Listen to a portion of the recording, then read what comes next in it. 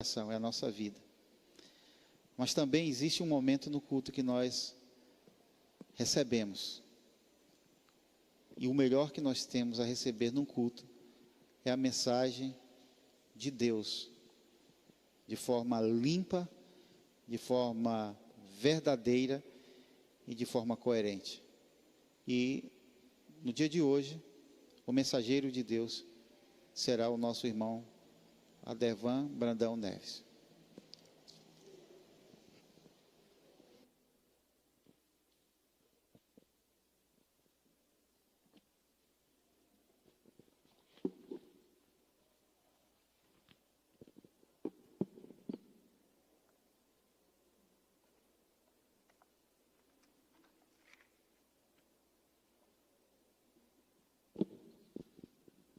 Graça e paz, meus irmãos, e a todos que estão assistindo ou assistirão em algum momento esse culto. Nós vamos meditar nesse momento em Gênesis 37, de 1 a 5, e em outro texto também, em Gênesis 50, de 16 a 22. Primeiro vamos orar. Senhor, graças te damos por tudo que o Senhor representa para nossas vidas, Senhor. Graças te damos porque um dia o Senhor nos alcançou. Graças te damos porque fazemos parte de um projeto que nasceu no teu coração. Graças te damos, Senhor, porque tudo é teu e nós fazemos parte, ó Deus, daquilo que te pertence, Senhor. Graças te damos por tudo que o Senhor já fizeste em nossas vidas. Graças te damos por tudo que o Senhor ainda farás em nossas vidas. Ó Senhor, toma esse momento também aqui nas tuas mãos, Senhor. Dirige, ó Deus, este teu servo, Senhor. Que a tua palavra, Senhor, seja transmitida, Pai, fielmente, conforme veio do teu coração, Pai. Tem misericórdia de minha vida e abençoa a tua igreja, abençoa todos que estarão ouvindo, Senhor. A palavra é tua, a igreja é tua, ó Senhor, e a obra é tua. Que a honra e a glória seja dada somente a ti, Pai, no nome de Jesus. Amém. Nós vamos ler 2 textos, porque não daria para ler 14 capítulos, que nós vamos meditar na história de José, chamado José do Egito, muito conhecido. Em Gênesis 37, de 1 a 5, encontramos o seguinte: E Jacó habitou na terra das peregrinações de seu pai, na terra de Canaã. Estas são as gerações de Jacó. Sendo José de 17 anos, apacentava as ovelhas com seus irmãos, e sendo ainda jovem, andava com os filhos de Bila e com os filhos de Zilpa, mulheres de seu pai. E José trazia as más notícias deles a seu pai. Israel amava a José mais do que a todos os seus filhos, porque era filho da sua velhice, e fez-lhe uma túnica de várias cores. Vendo, pois, seus irmãos que seu pai o amava mais do que a todos eles, odiaram-no, e não podiam falar com ele pacificamente. Teve José um sonho, que contou a seus irmãos, e por isso o odiaram mais ainda. Esse texto que nós lemos nos mostra José aos 17 anos, na casa do seu pai, junto com seus 10 irmãos, ali em Canaã. O outro texto está em Gênesis 50, de 16 a 22. José está perto agora dos 60 anos. E seu pai Jacó morreu recentemente. Portanto, mandaram dizer a José: teu pai ordenou antes da sua morte, dizendo: assim direis a José: perdoa, rogo-te, a transgressão de teus irmãos e o seu pecado, porque te fizeram mal, Agora, pois, rogamo-te que perdoes a transgressão dos servos do Deus de teu pai. E José chorou quando eles lhe falavam. Depois vieram também seus irmãos e prostraram-se diante dele. E disseram: eis-nos aqui por teus servos. E José lhes disse: não temais, porventura estou eu em lugar de Deus? Vós bem intentaste mal contra mim, porém Deus o intentou para o bem, para fazer como se vê neste dia, para conservar muita gente com vida. Agora, pois, não temais, eu vos sustentarei a vós e a vossos filhos. Assim os consolou e falou segundo o coração deles. José, pois, habitou no Egito, ele e a casa de seu pai, e viveu José 110 anos. Qual é o meu projeto de vida? Quais são os meus planos para os próximos dias, meses, anos? Qual o projeto para a minha empresa, para a minha família, para meus filhos? Qual o meu projeto para os meus estudos, para o meu emprego? Quais os planos que tenho elaborado, acreditado e me esforçado para que sejam cumpridos? Não podemos deixar o nosso destino ao acaso. Eu preciso traçar objetivos a curto, médio e longo prazo. Objetivos que orientem a minha trajetória de vida. Eu preciso saber onde quero chegar e onde quero levar a minha família, o que quero chegar, aonde quero chegar na minha vida profissional, na minha empresa, nos meus estudos. Um projeto de vida nos motiva a seguir em frente, orienta os nossos sonhos e nos faz levantar todos os dias na esperança de um futuro melhor. Ele funciona como uma bússola que nos indica o rumo a ser seguido. No projeto de vida, podemos definir caminhos e estratégias para construirmos a nossa caminhada rumo ao alvo que planejamos. Quando eu sei onde quero chegar, é possível definir os detalhes da minha caminhada. Preparar-me para enfrentar todos os desafios que aparecerem e enfrentar os obstáculos com coragem, com a coragem necessária para seguir em frente. Sobre este assunto, só precisamos ter alguns cuidados. Eu vou dar 3 coisas que a gente tem que ter cuidado nos nossos projetos de vida. O perigo da indefinição. Quando eu não defino onde quero chegar, a tendência é eu aceitar ou então ser arrastado por qualquer destino que vai aparecer. A outra situação é fugir da tentação de buscar os caminhos mais fáceis ou inventar desculpas para desistir nos primeiros obstáculos. O terceiro cuidado que eu tenho que ter é de não ser dominado pela obstinação cega e pela teimosia, porque elas me tornam escravo dos meus desejos. Elas programam a minha mente para eu não aceitar correções e não se ajustar às novas circunstâncias que estão se impondo. Fazer projetos de vida é algo normal a qualquer um de nós. Mas, e quando nossos planos não estão interligados ao que Deus tem para nós? E quando os desígnios do Senhor são diferentes de tudo que eu sonhei e planejei? Servimos a um Deus soberano. Sua soberania alcança todo o universo, todos os governos, todas as nações, alcança a história, o meu patrão, os meus pais. Mas será que eu entendo que Ele também alcança os meus planos e minhas vontades?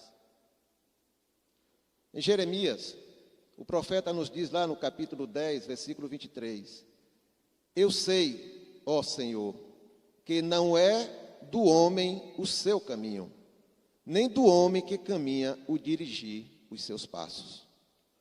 Em Provérbios 16, 9, Salomão vai nos dizer que o coração do homem planeja o seu caminho, mas o Senhor lhe dirige os passos. A vontade soberana de Deus pode mudar algo ou tudo que planejamos. É uma soberania que testa se estamos submissos de coração aos seus propósitos. Soberania que pode nos intimar a deixarmos nossos planos pelos planos dele. A meditação de hoje é sobre a história de José, José do Egito. Sua história é um verdadeiro drama, um roteiro cheio de traições, conflitos familiares, mentiras, injustiças, mas que mostra o amadurecimento de um homem que se rendeu a Deus e também a sua submissão à forma de Deus conduzir todas as coisas. Destacaremos aqui 5 momentos na vida de José em que ele optou pelos planos de Deus. Momentos em que seu único recurso foi ficar agarrado na certeza das coisas que ele esperava de Deus e na sua confiança no Senhor acerca das coisas que ele não via. José firmou-se naquilo que chamamos de fé. Primeiro momento, em cada momento desse nós vamos extrair uma lição para as nossas vidas. No primeiro momento, José conhece Deus em casa, na sua casa. José foi descendente de homens que tiveram história com Deus. O primeiro contato de José com Deus foi através dos relatos que ele ouviu acerca do seu bisavô, Abraão, do seu avô, Isaque, e de seu pai, Jacó. Homens que conheceram a Deus e que tiveram suas vidas mudadas por Deus. José, caçula, estava sempre próximo ao pai, Jacó.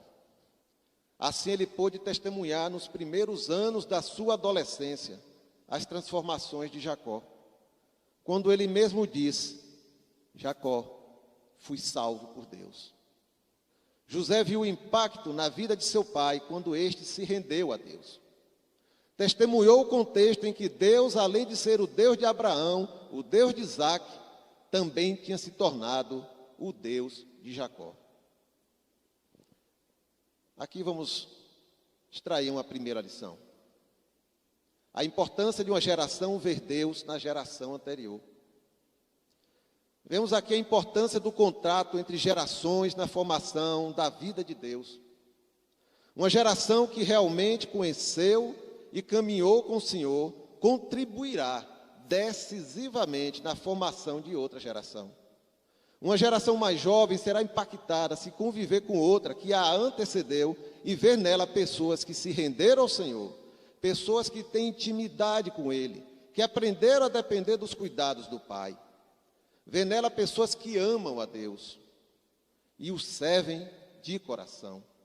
E que não vivam uma religiosidade vazia, mas uma religiosidade de relacionamento com Deus. Do mesmo jeito, o efeito contrário também acontece. A geração mais jovem será impactada negativamente por uma geração que não testemunha a vida com Deus. Uma geração que não evangeliza não passará exemplo de ardor missionário para a nova geração. Uma geração que não discerne o que é corpo de Cristo transmitirá a sensação de que a igreja é uma reunião de pessoas que estão ali para contenderem entre si.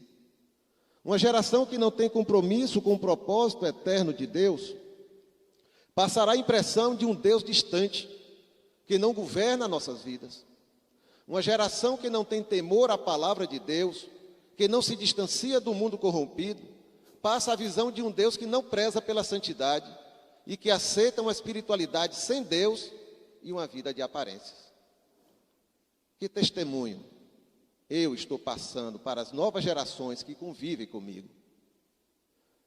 Nossos filhos têm visto Deus em nossas vidas? Eles estão vendo o nosso relacionamento com o Deus verdadeiro? Eles veem que Deus mudou e continua mudando as nossas vidas? Quais os valores que temos vivido perante os nossos filhos? Os jovens, adolescentes e crianças têm visto Deus na vida da geração que está à sua frente?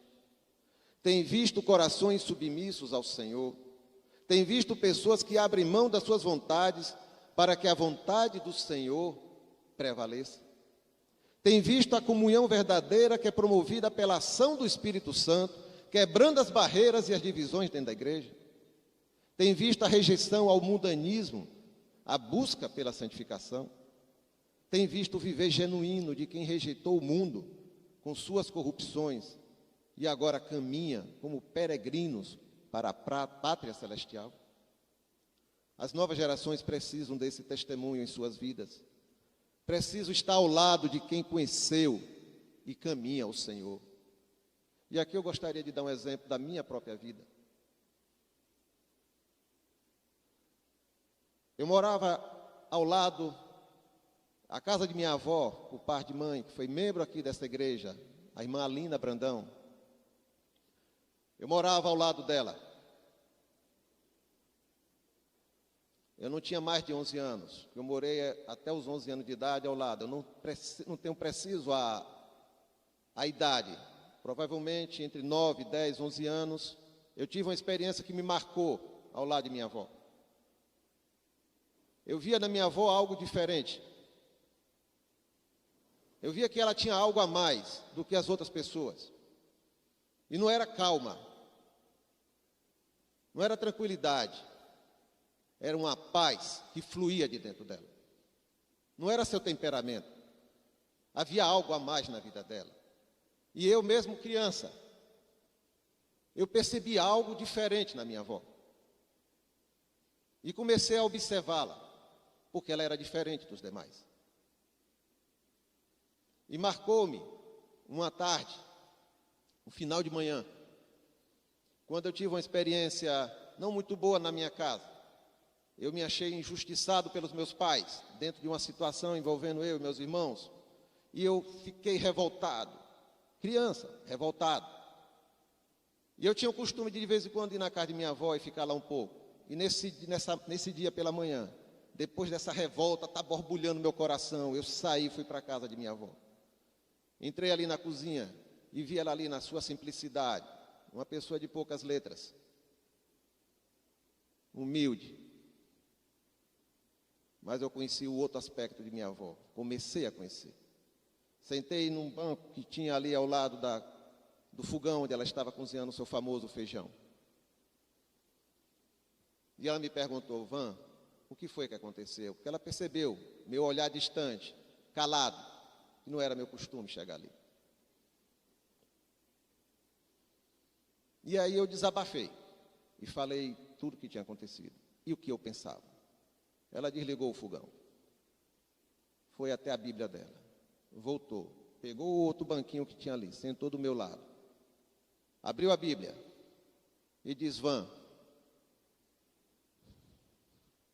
Deus deu a você os seus pais.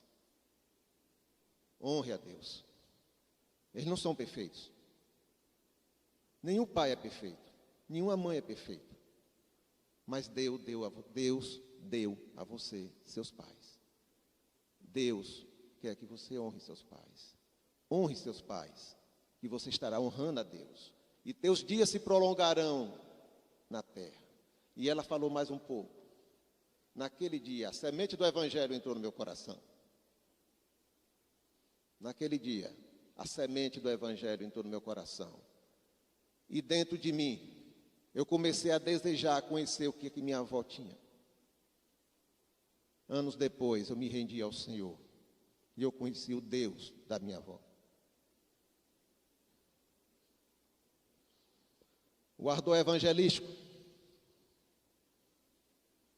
Criança. Meu pai principalmente, me levava para os evangelismos aqui da igreja. Eu criança.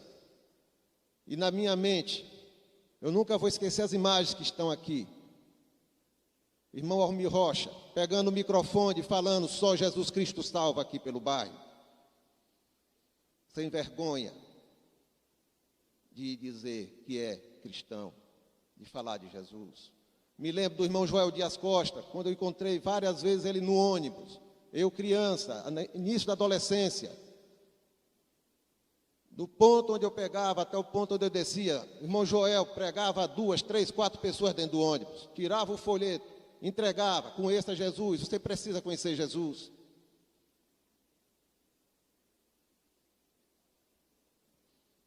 Irmão Manuel Salvador, nunca vou me esquecer, com seu Novo Testamento pequeno no bolso. Era o trio parada dura da igreja na área de evangelismo. Eu estava vendo. O ardor evangelístico não nasce à toa no coração de ninguém. O segundo momento em que José encontrou ao Senhor foi quando ele foi jogado no poço e vendido aos ismaelitas, aos mercadores. José foi alvo do ódio dos seus irmãos. José foi arrancado da proteção do seu pai. José foi excluído da convivência e da estrutura familiar onde ele vivia. Naquele momento, ser jogado no poço e ser vendido como escravo significava para José que seus planos, seus sonhos, seu estilo de vida, até ali, nos seus 17 anos, já estavam encerrados. Os seus irmãos deletaram José de suas vidas e da vida da família. E ao mesmo tempo formataram o HD, onde estavam todos os projetos e as expectativas de vida de José. Depois de ser tirado de dentro do poço, José foi vendido e chegou ao Egito na condição de escravo. Foram dias em que sua alma se debateu sobre a sua atual condição. Dias em que sua alma conheceu com força total a dor, a aflição, a angústia, o desespero, as incertezas, o medo e a terrível impotência humana. Nesses dias, José teve que decidir no seu coração sobre como iria reagir. Pelo seu comportamento futuro, pelas suas atitudes que virão nos anos a seguir, vemos que José decidiu em seu coração confiar sua vida ao Senhor e à sua soberana vontade. José lutou contra o ódio, contra a revolta, contra a amargura. Como qualquer um de nós teve lutas na alma, e sérias lutas que não foram vencidas em apenas uma noite, nem em poucos dias, sem perder noites de sono. Lutas com lágrimas, lágrimas em abundância, transbordando da sua alma. Mas em algum momento, ele decidiu direcionar suas energias em confiar no Senhor. José decidiu confiar no Deus do seu pai Jacó. Tão jovem, mas jogado diante das sérias lutas da vida. Lutas que podem tragar uma alma e destruí-la na angústia. Aqui vamos tirar nossa segunda lição, irmãos. Os propósitos de Deus se cumprem. A vida pode nos reservar situações que irão se impor sobre as nossas vidas. Situações que poderão vir sem aviso prévio. Situações que poderão alterar tudo o que somos, tudo o que fazemos, tudo o que planejamos. Situações que não teremos nenhum controle sobre as consequências, nenhum poder para mudar, nem tempo para recuperarmos as forças. Situações que simplesmente virão e se estabelecerão em nossas vidas. A morte repentina de um ente querido, a perda inesperada do emprego, uma crise econômica que abala os negócios da minha empresa, a extinção de um serviço do qual eu tirava a minha renda, uma doença que tira a minha saúde e causa extremo desgaste, um membro da família que desiste da vida e desiste de Deus, uma pandemia que paralisa toda a minha vida e faz me sentir dentro de um poço sem saída. São tantas as situações que podem nos atingir e nos deixar humanamente encurralados. Nas crises temos que tomar decisões cruciais. No momento em que nossa alma está agitada, ou abatida. Decisões de importância capital que definirão os rumos que seguiremos e os frutos que poderemos colher na frente. Esses momentos têm a capacidade de revelar o quanto realmente conhecemos do Senhor e o quanto confiamos nele. Preciso crer que ele tem um propósito e esse propósito se cumprirá. Preciso entender que Deus sempre agirá dentro do seu propósito, que tudo o que aconteceu ou acontecerá de uma forma ou de outra cooperará para o meu bem, entendendo eu ou não. Todas as coisas cooperam para o bem daqueles que amam a Deus, daqueles que são chamados segundo o seu propósito. Romanos 8, 28. Preciso então entender que o seu propósito e seus caminhos são superiores aos meus planos e aos meus caminhos. A minha submissão aos seus caminhos e ao seu propósito é que me trará paz. Paz na alma, mesmo no meio dos dilemas da vida.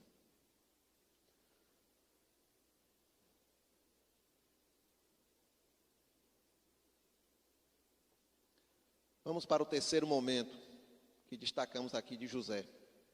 Ele agora na condição de escravo e como prisioneiro. Nós vamos lá para Gênesis 39, do versículo 7 ao versículo 9.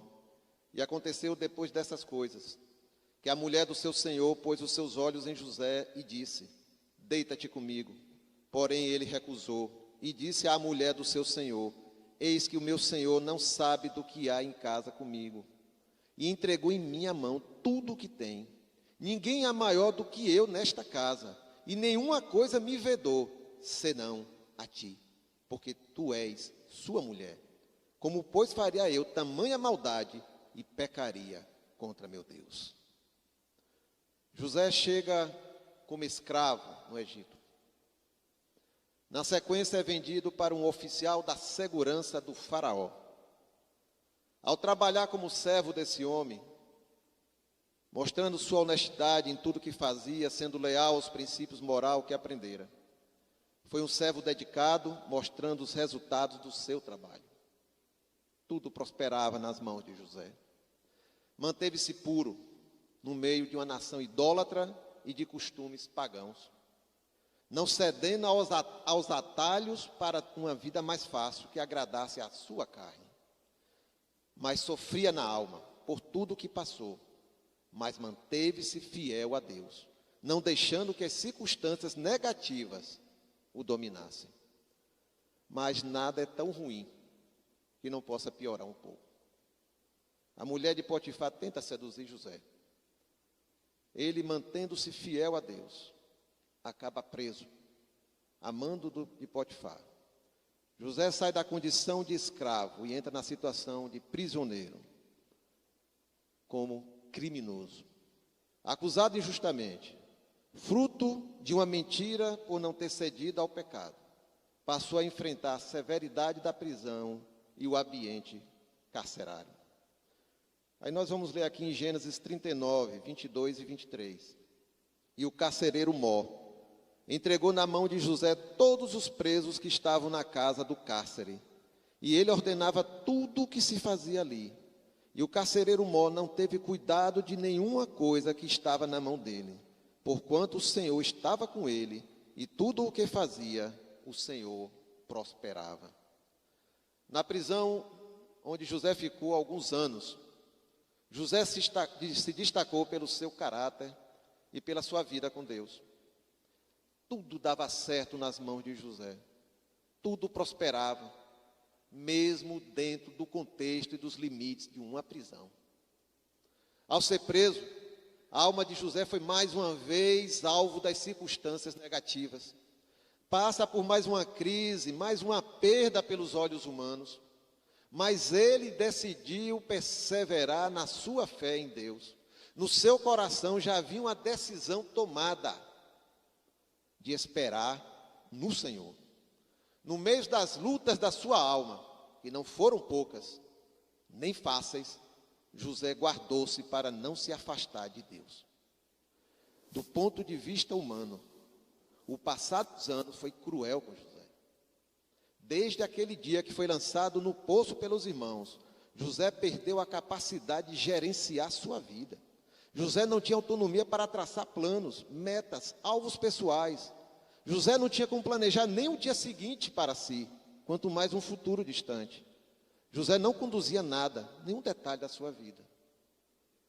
E vamos extrair aqui a terceira lição desse momento tenebroso na vida de José. Guardando a alma para confiar em Deus. José lutou para preservar sua alma. Seu comportamento na casa de Potifar e na prisão demonstra que ele teve sabedoria de preservar sua alma. Preservou da amargura, preservou do ódio, da ansiedade, preservou da incredulidade, da falta de esperança, preservou da carnalidade, preservou sua integridade. Ciente das suas limitações humanas, ele esperou o agir de Deus, para que fosse salvo de toda aquela situação que já durava anos.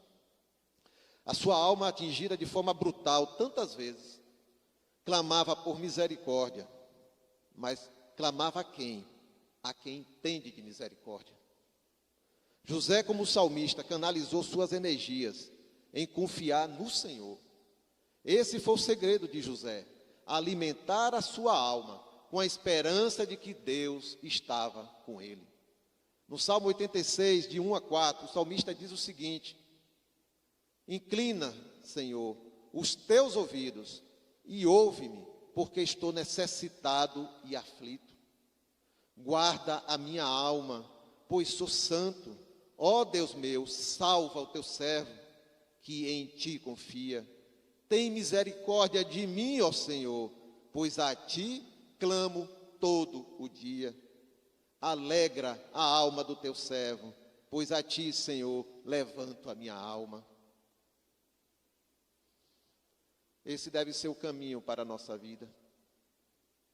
Em toda e qualquer situação, seja uma simples onda ou um tsunami, tenho que aquietar a minha alma e alimentá-la com a esperança no Senhor.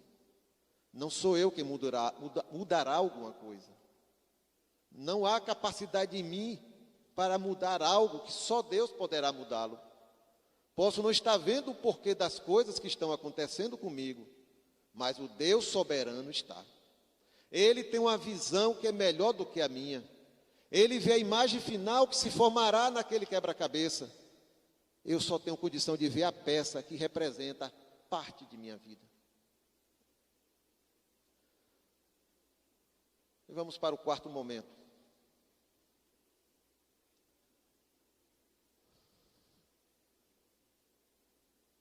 José diante do faraó e no palácio. O encontro dele com Deus nessa nova situação. Gênesis 41, de 37 a 40. E esta palavra foi boa aos olhos de Faraó e aos olhos de todos os seus servos. E disse Faraó a seus servos: acharíamos um homem como este, em que haja o Espírito de Deus? Depois disse Faraó a José: pois que Deus te fez saber tudo isto, ninguém há tão entendido e sábio como tu. Tu estarás sobre a minha casa, e por tua boca se governará todo o meu povo. Somente no trono eu serei maior que tu. Irmãos, o faraó viu que José servia a um Deus que o Egito não conhecia. O faraó viu que um estrangeiro, que chegou como escravo ao Egito, que estava na prisão, tinha uma sabedoria e um entendimento dados de uma forma especial pelo Deus que ele servia. José chegou ao Egito como nada, pelos valores humanos, mas não impediu que o faraó, a maior autoridade daquela nação, visse que o Deus de José o capacitava, que o Deus de José era presente em sua vida. Assim Deus abençoa José, que além de liberto da prisão, agora com 30 anos de idade, é nomeado como a segunda autoridade do Egito. Vamos extrair aqui a quarta lição. Deus honra aos que servem de coração.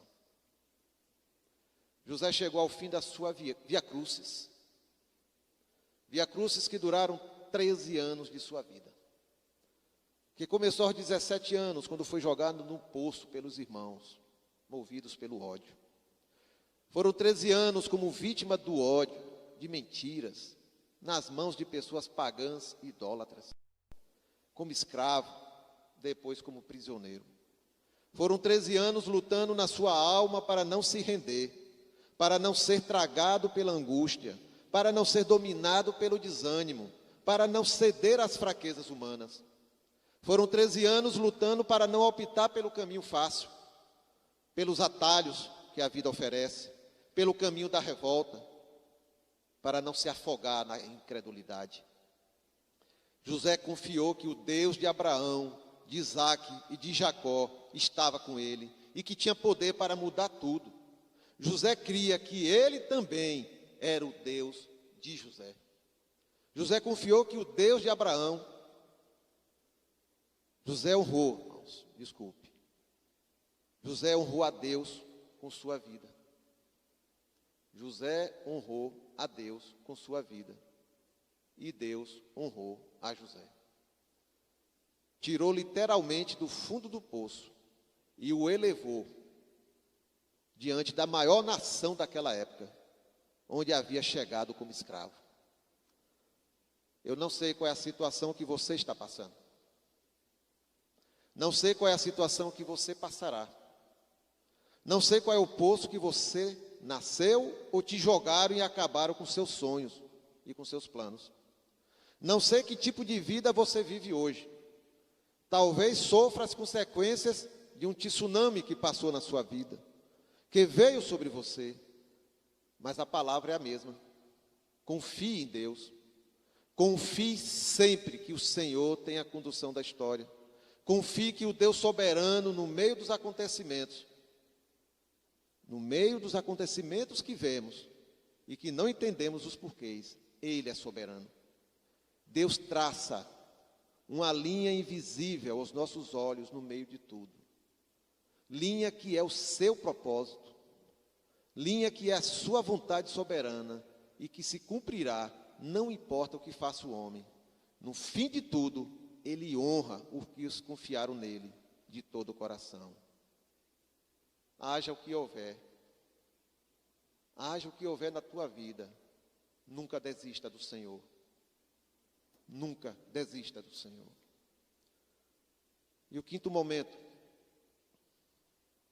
que destacamos na vida de José, nos seus encontros com Deus, foi ele com a sua família. José agora, com quase 40 anos de idade, ele vê os sonhos que Deus lhe dera aos 17 anos se cumprindo. A família curvando-se a ele. José agora vê com clareza os desígnios de Deus na sua vida. De como Deus usou a maldade dos irmãos com ele. Permitiu que ele fosse levado para o Egito como escravo, mas o tornou um homem poderoso naquela terra. José agora vê com clareza que o Senhor usou sua vida para abençoar sua família e toda a sua descendência, a futura nação de Israel. Deus o mandou na frente para preparar a estadia dos descendentes de Jacó, dos descendentes de Israel. Essa estadia propiciou aos filhos de Israel que fossem amparados naquele período de anos de fome. Permitiu que no Egito eles crescessem e aprendessem na maior nação da época. Deus conduziu José para o lugar e a posição onde Deus queria que ele estivesse, para que através dele, seu propósito de Deus, aquela linha que falamos aqui da sua vontade, se cumprisse. Deus conduziu e colocou José numa posição de poder sobre os irmãos. Ele não dependia, nem necessitava dos irmãos. Mas agora, não era o homem José quem decidia as coisas. Quem decidia era o José que andava com Deus. o José que conheceu a Deus no meio das lutas da sua vida. Esse José perdoou de alma livre seus irmãos. José passou a ter uma visão maior acerca de Deus, viu que ele, na sua soberania, para cumprir seus propósitos, podia usar qualquer coisa, até mesmo as más intenções dos homens, e transformá-las em bem. A visão de que estamos nas mãos de Deus deve produzir paz naqueles que sofrem injustamente, paz naqueles que ainda não estão vendo o resultado do que Deus está fazendo em nossas vidas, paz enquanto Ele faz algo através das nossas vidas. José perdoou, abençoou e ainda confortou aqueles que o tinham tratado mal. Ao longo dos acontecimentos em sua vida, José foi entendendo que Deus estava na condução de tudo, de que sempre esteve com ele em todas as situações. José conseguiu entregar um coração rendido, que viveu os planos divinos específicos para ele, mesmo sem ele entender o que estava acontecendo. Planos divinos que transformou tudo em bênçãos para a futura nação que Deus estava formando. E aqui vamos extrair a quinta e última lição. Uma alma livre espera em Deus. Quando sou levado ao desconhecido, ao que não planejei, às situações de crise, eu tenho que seguir na direção de Deus, em vez de fugir ou pegar atalhos. Nesses momentos de crise, meu irmão, não posso negociar ou ceder os valores divinos. Nunca abri mão das verdades absolutas do meu Deus. Devo lembrar que Deus não tem compromisso com as minhas loucuras, nem com as minhas desobediências. Nas crises tenho que proteger meu coração das amarguras e da ansiedade. Nas crises tenho que tirar os olhos das circunstâncias e colocar no meu Deus. A presença de Deus em minha vida é o melhor remédio contra o medo, contra a aflição, contra a angústia e contra o desespero. Nas crises, a minha alma se agita, se perturba, quer se unir à minha natureza carnal e me tornar refém do medo. Por isso o salmista, como eu sempre digo, um homem comum, como eu, como você, como qualquer um de nós. O salmista nos mostrou como ele resolveu os problemas com a sua alma. O salmista direcionou suas lamentações ao Senhor, àquele que unicamente poderia resolver qualquer situação. As lamentações do salmista não foram murmurações, não foram sinais de incredulidade, mas foi ele desabafando suas queixas a Deus, mas confiando no Deus único e verdadeiro. O salmista não alimentou a esperança humana, mas a esperança da salvação que vem de Deus. No Salmo 62, versículo 5, ele diz: ó minha alma, espera somente em Deus, porque dele vem a minha esperança. No Salmo 25, de 15 a 18, o salmista diz: os meus olhos estão continuamente no Senhor, pois Ele tirará os meus pés da armadilha.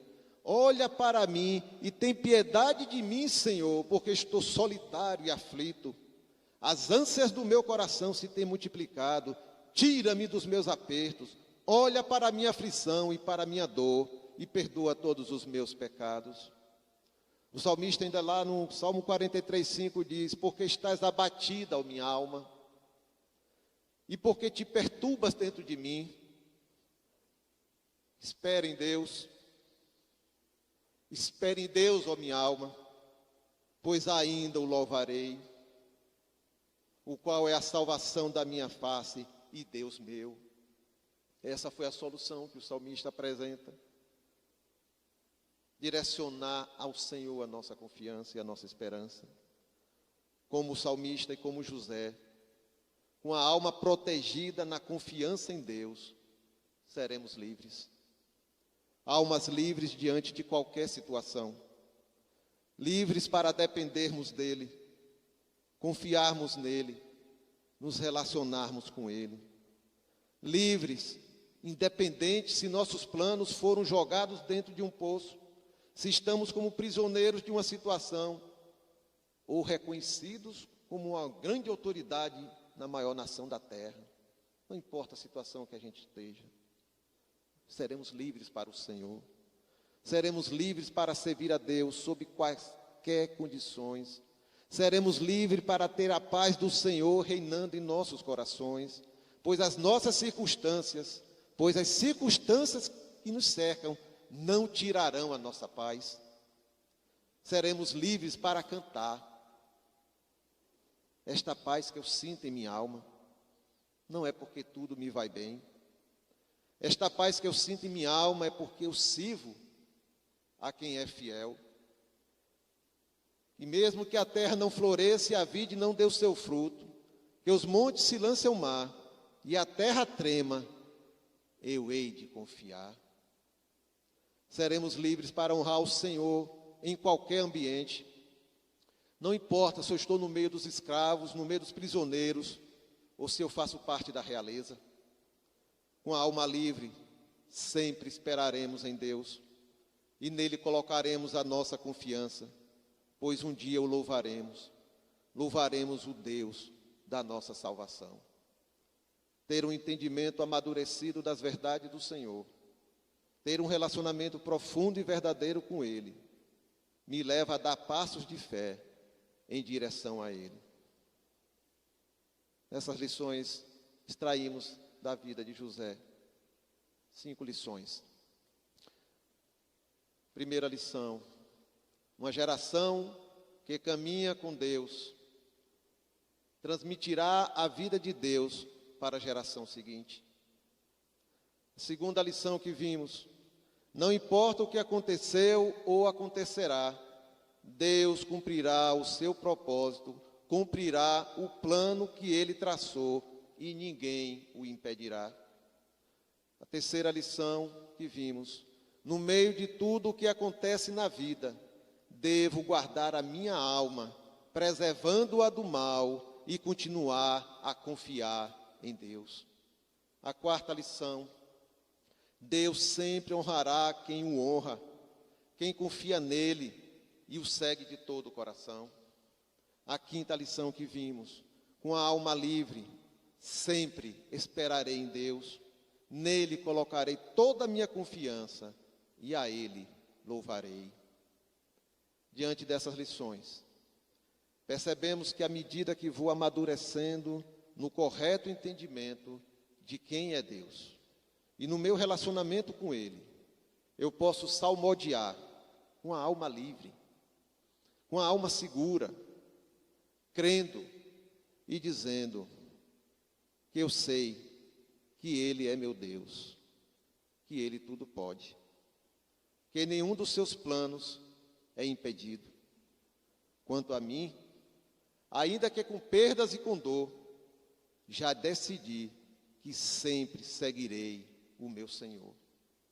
Os teus caminhos, meu Pai, às vezes posso não entender, mas eu sei que tudo é visando o meu crescer.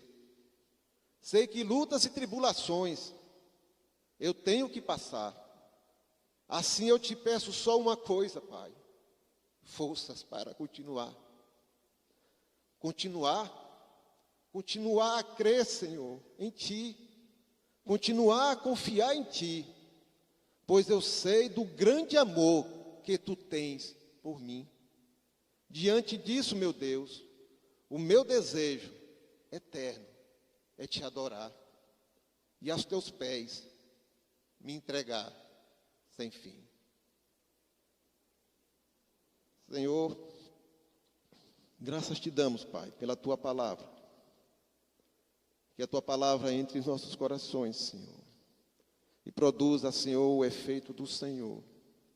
Nos leve a um caminho de maturidade no relacionamento contigo, a sempre confiar no Senhor, a nunca desistir do Senhor, a crer que o Senhor tem o controle de tudo, mas isso não é teoria, isso é a verdade absoluta. Que o Senhor esteja conosco, Pai, com cada um de nós, com toda a Tua igreja, com cada irmão, Senhor, e que renove, ó Deus, a força, o vigor da fé de cada filho Teu, Senhor. Esse é meu pedido no nome de Jesus. Amém, Senhor.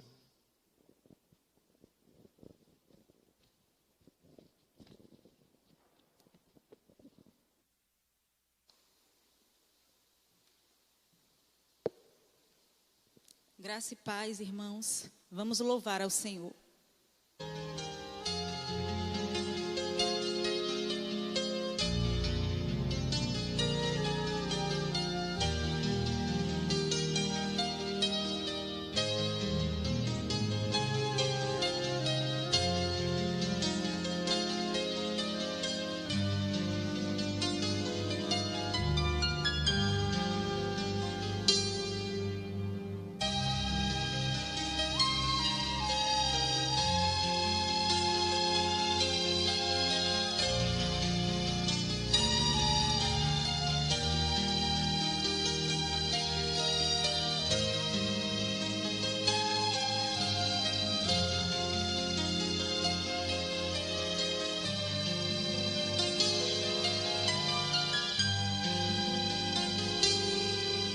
Pensei que tudo podes, meu amado.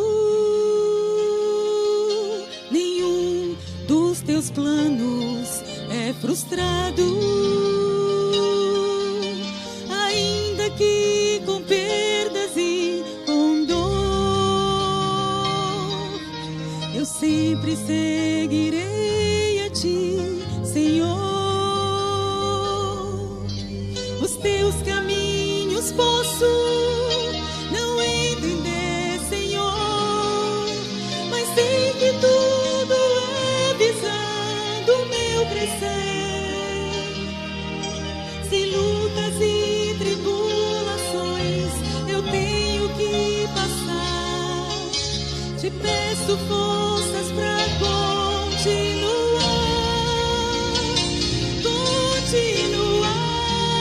a crer e a confiar no grande amor que tens, meu Pai, por mim. O meu desejo eterno é te adorar e aos teus pés me derramar sem fim.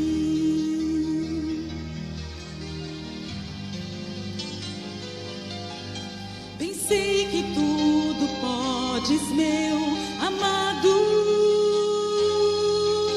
Nenhum dos teus planos é frustrado.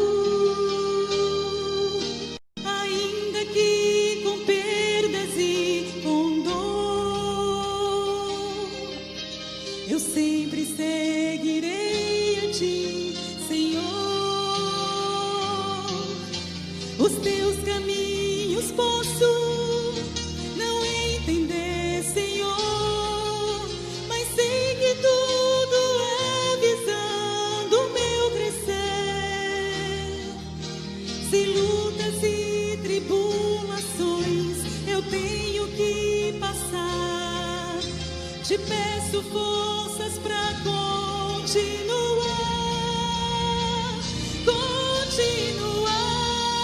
a crer e a confiar no grande amor que tens, meu Pai, por mim. O meu desejo eterno é te adorar e aos teus pés me derramar sem fim. E aos teus pés me derramar sem fim.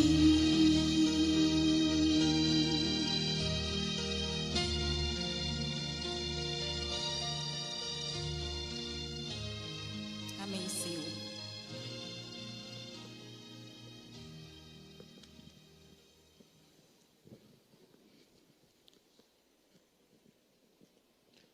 Já estamos encerrando este momento de culto. Eu quero te agradecer por ter compartilhado um pouco do teu tempo, da tua quarta-feira, do teu dia, da tua semana conosco para celebrarmos este momento que eu tenho certeza que impacta a eternidade. Quando nós abrimos o nosso coração, o Senhor fala. Mas nós temos uma responsabilidade enorme quando ouvimos a voz do Senhor. É mudar de direção, é converter os nossos caminhos, é fazer aquilo para o qual o Espírito Santo tem nos despertado. Que assim seja com a tua vida. Disse o Senhor a Moisés: fala a Arão e a seus filhos, dizendo: assim abençoarei os filhos de Israel e diz-lhe-ei: o Senhor te abençoe e te guarde. O Senhor faça resplandecer o rosto sobre ti e tenha misericórdia de ti. O Senhor sobre ti levante o rosto e te dê a paz. Assim porão o meu nome sobre os filhos de Israel e os abençoarei. Deus os abençoe.